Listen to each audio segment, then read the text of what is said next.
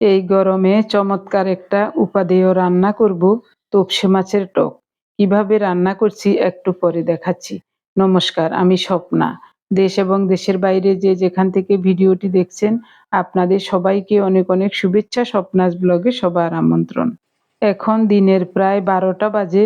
আমাদের জন্য পানীয়গুলো তৈরি করে নিচ্ছি।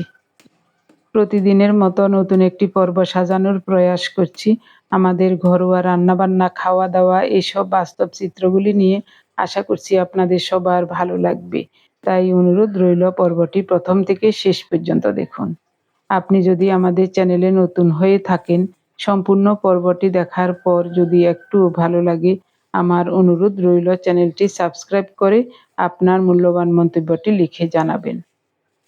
ফেসবুক থেকে ভিডিওটি দেখে থাকলে পেজটি ফলো, লাইক, শেয়ার করে আপনার মূল্যবান মন্তব্যটি লিখে জানাবেন। যে কোনো গঠনমূলক মন্তব্য করতে পারেন, কোনো সমস্যা নাই। আমি আপনাদের সকল মন্তব্যের উত্তর দেব। বেলটা খুবই সুন্দর এবং পাকা। কিছুটা রেখে দিয়েছি আগামীকালের জন্য। খুব নরম, দারুণ ঘ্রাণও। অল্প অল্প করে খাওয়ার জল দিয়ে বেলটাকে এরকম করে চেলে নেব। গরমের সময় এরকম খালি পেটে বেলের শরবত খেলে সারাদিন শরীরটাও ভালো থাকে, মনটাও ভালো থাকে। চালা হয়ে গেছে। এখন সামান্য করে একটু হিমালয়া পিঙ্ক সল্ট দিয়েছি। আরও একটু জল দিয়ে ভালো করে গুলে নেব।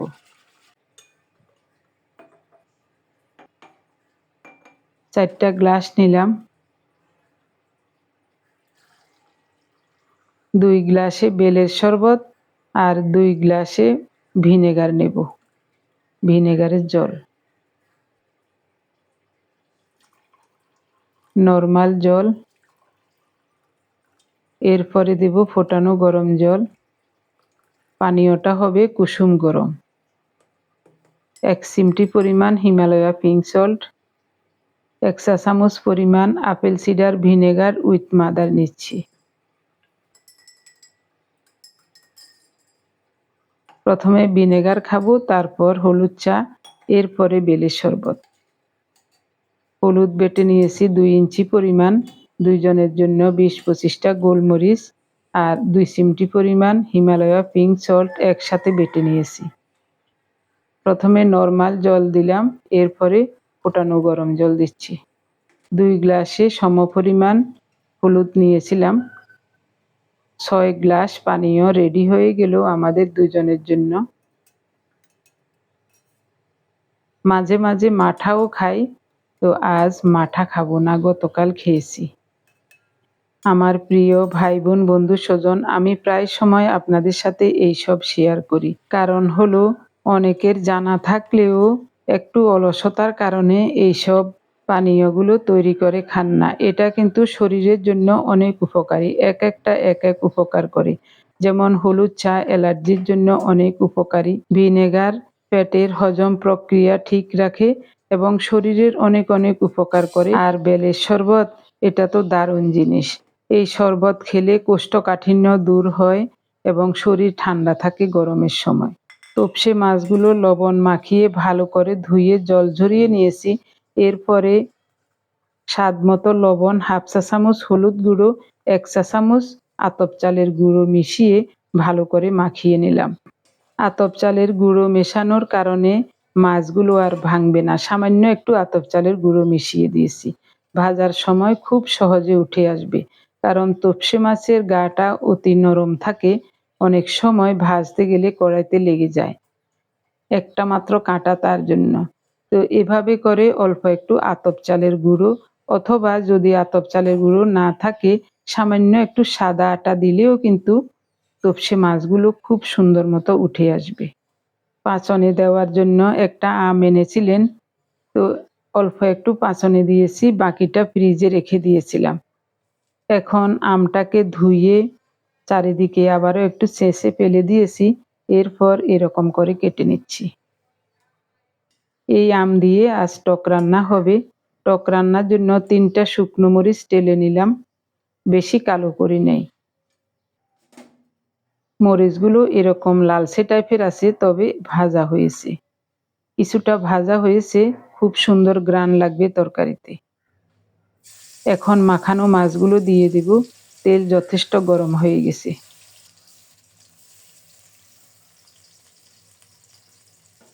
একবারেই হবে না ভাজা, অর্ধেক দিয়েছি, বাকি অর্ধেক পরে দেব। হলুদ লবণের সাথে শুধু 1 চা চামচ আতপ চালের গুঁড়ো দিয়েছিলাম। মাছগুলো কত সুন্দরভাবে উঠে যাচ্ছে দেখুন। এখনো ভাজা হয় নাই ভালোভাবে, তারপরে উঠে যাচ্ছে।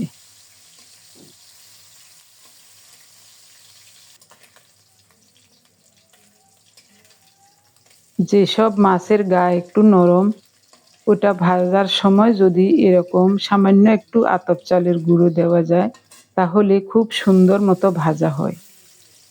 বাকি মাছগুলো দিয়ে দেব। মাছ ভাজা হতে থাক, এদিকে আমি 2 চা চামচ সরিষা নিয়েছি, সাদা সরিষা, আর 3টা শুকনো মরিচ ভাজা, এগুলি একসাথে মিহি করে বেটে নেব। এখানে সাদা সরিষার বদলে কালো সরিষাও দেওয়া যায়, তো আমার কাছে কালো সরিষা নাই, তাই আমি সাদা সরিষাই ব্যবহার করছি। আমাদের ওদিকে সবাই সাদা সরিষারই চাষ করে। এই সরিষাগুলো আমাদের জমির, গত বছর হয়েছিল। সবগুলো মাছ লাল লাল এবং মচমচে করে ভেজে নিয়েছি। ওই তেলেই সরিষা ফোড়নে দিলাম। ফোড়নটা রেডি হলে আমগুলো দিয়ে দেব।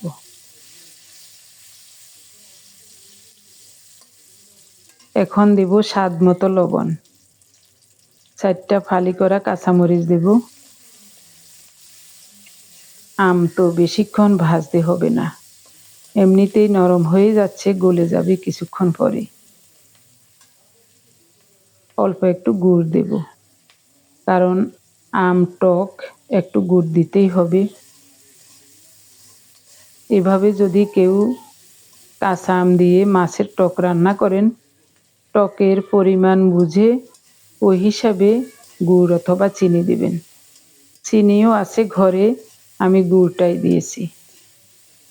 আমার মনে হয় চিনি থেকে গুড়টা একটু ভালো আছে, কারণ চিনিতে অনেক কেমিক্যাল মেশানো থাকে, গুড়ে তেমন থাকে না। আরও এটা খেজুর গুড়, এটা একেবারে অনলাইন থেকে অর্ডার করে আনা খাঁটি খেজুর গুড়। পরিমাণ মতো ফোটানো গরম জল দিয়েছি। ঝোলটা ফুটে উঠলেই ভেজে রাখা তপসে মাছ দিয়ে দিলাম। আম একেবারেই গলে গেছে, এখনই গলে গেছে। বেশিক্ষণ রান্না করতে হবে না, 3-4 মিনিট রান্না করব। এখন দেব বেটে রাখা সর্ষে আর শুকনো মরিচ। শুকনো মরিচটা যদি কালো করে ভেজে নিতাম, ওই এত সুন্দর রং থাকতো না, এটা কালো টাইপের হয়ে যেত। এমনভাবে ভেজে নিয়েছি, মরিচের গ্রানও থাকবে, রংটাও থাকবে। একটু চেয়ে দেখেছি, টক মনে হচ্ছে বেশি, তাই আরও একটু গুড় দিয়েছি। খুব সুন্দর মতো রান্নাটা হয়ে গেছে, চুলা অফ করে দিলাম। বাটিতে ঢেলে নিচ্ছি। গরমের সময় এই ধরনের রান্না খেতে খুবই চমৎকার লাগে। রান্নাটি যদি ভালো লাগে, একবার এভাবে রান্না করে খেয়ে দেখবেন, তারপর অবশ্যই কমেন্টে জানাবেন খেতে কেমন লেগেছে। পালং শাক রান্না করব ইন্ডাকশন ওভেনে। আমার ইচ্ছা ছিল, গ্যাসের দাম যখন অনেক বেড়ে গেছে, তখন সব রান্নাই ইন্ডাকশন ওভেনে করব, কিন্তু কড়াইয়ের সমস্যার কারণে সব রান্নাগুলি এখানে করতে পারি না। যেমন তপসে মাছের টকটা যদি এখানে রান্না করতাম, তেমন সুন্দর হতো না আমার মনে হয়, কারণ 500 তাপমাত্রায় রান্না করলেও মাঝখানে পুড়ে যায়, চারিদিকে গরমও হয় না তেমন। এটাই হলো সমস্যা। অল্প একটু কাঁচামরিচ বাটা দিচ্ছি। এখানে কুচানো কাঁচামরিচ দিলেও হয়, আমি বাটা মরিচ দিয়েছি, যেহেতু ঘরে বাটা মরিচ আছে তার জন্য। ঢেকে রান্না করেছিলাম, শাকের পরিমাণ বুঝে এখন লবণ দিলাম। ইন্ডাকশন ওভেনে এই কড়াইগুলোতে রান্না করা খুবই মুশকিল। সবাই বলেছিলেন ভারী তলা দেখে স্টিলের কড়াই নিতে, ওটাই নিয়েছিলাম, কিন্তু তারপরও পুড়ে পুড়ে যাচ্ছে। ইন্ডাকশন ওভেনে ফ্রাই প্যানে রান্না করতে সুবিধা বেশি, তো ফ্রাই প্যান তো ক্ষতিকারক, এজন্যই ওটা এখন আর ব্যবহার করছি না। বিশেষ কোনো প্রয়োজনে হয়তোবা ব্যবহার করতেও হবে। তোপসে মাছের টক দেখুন কত ভালো লাগছে দেখতে। শাক ভাজাও হয়ে গেছে, শাকটাও সবুজই আছে কিন্তু খুব সুন্দর মতো ভাজা হয়ে গেছে। শাকে ফোড়নে দিয়েছি রসুন আর পেঁয়াজ, কয়েকটা নিম পাতা ভেজে নিয়েছি এইমাত্র। গরম ভাতের সাথে নিম পাতার গুঁড়ো মাখিয়ে খেতে খুব ভালো লাগে। আগে নিমের তিতা শুনলেই মুখ বাঁকা হয়ে যেত, এখন কিন্তু নিমের তিতাও খুব ভালো লাগে খেতে। সামান্য একটু সরিষার তেল, সামান্য একটু লবণ মাখিয়ে নিলে অনেক চমৎকার লাগে।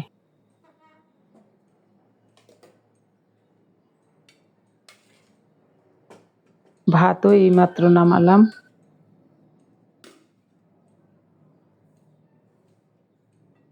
পার্থ বাসায় নাই, এই কারণে খাওয়ার আগ মুহূর্তে রান্না করি।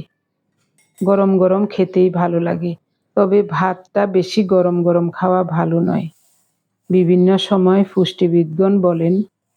তারপরও আমরা তো বাঙালি, জিহ্বার স্বাদটাকেই বেশি প্রাধান্য দিই। নিম পাতা গুঁড়ো করে নিলাম।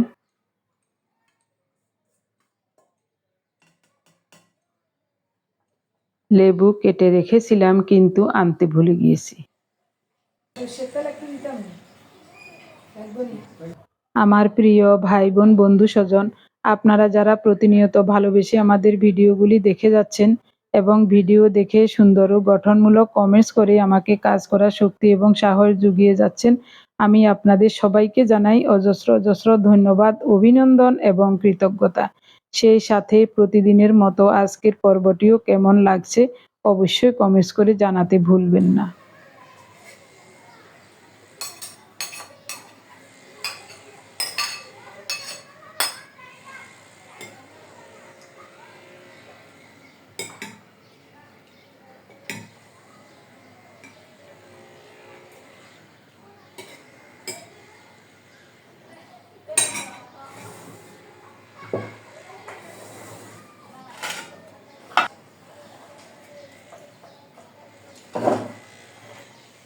নিম তিতা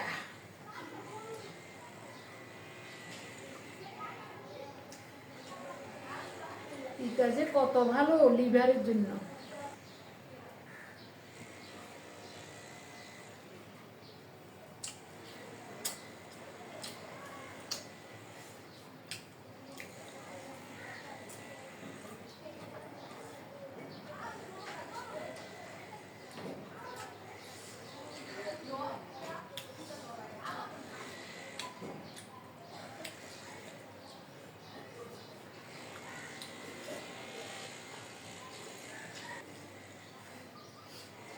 শাক কেমন লাগে?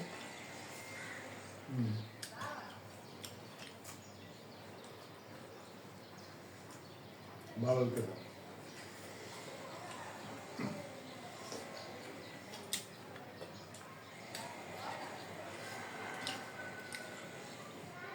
ইন্ডাকশন ওভেনে কড়াইটাতে রাঁধতে একটু ভালো লাগে না, তাপ যত কমই দিই মাঝখান দিয়ে পুড়ে যায়। এখন কি করুন, কি জিনিস কিনতাম, কোথায় পাইতাম ওই রকম।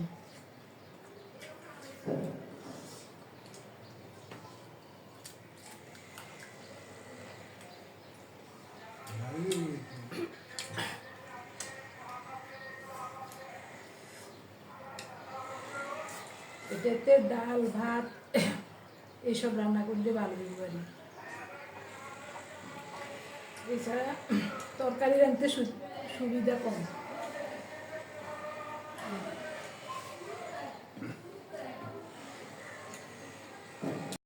চারিদিকে প্রচুর শব্দ, ওই শব্দটা শুনতে আসলে ভালো লাগছে না। গতকাল সন্ধ্যা 6টার দিকে ভাত খাইছি, আর কিচ্ছু খাইনি। আজকে 12টার দিকে ওই যে 4 গ্লাস পানিও খাইলাম, 3-4 গ্লাস করে। এরপরে আর কিছুই খাইনি। এখন 4টা বাজে।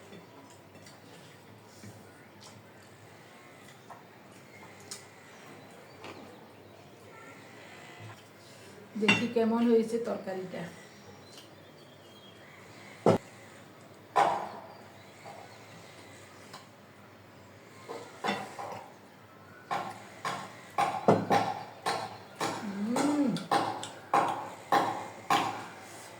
চমৎকার খাইছে।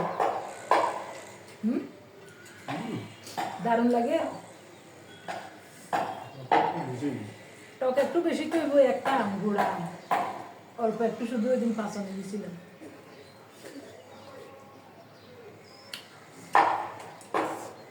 একটু টক হয়েছে, তবে দারুণ হয়েছে। ঠিক কিনা বলো না? মানুষে কয় তুমি কিছু কর না, শুধু আমি রান্ধি আই তো। দারুণ হয়েছে বললাম।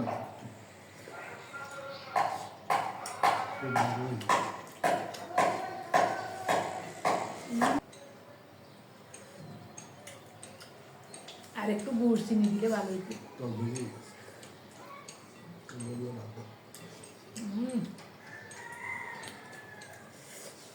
মাছটাও সেরকম স্বাদ লাগে।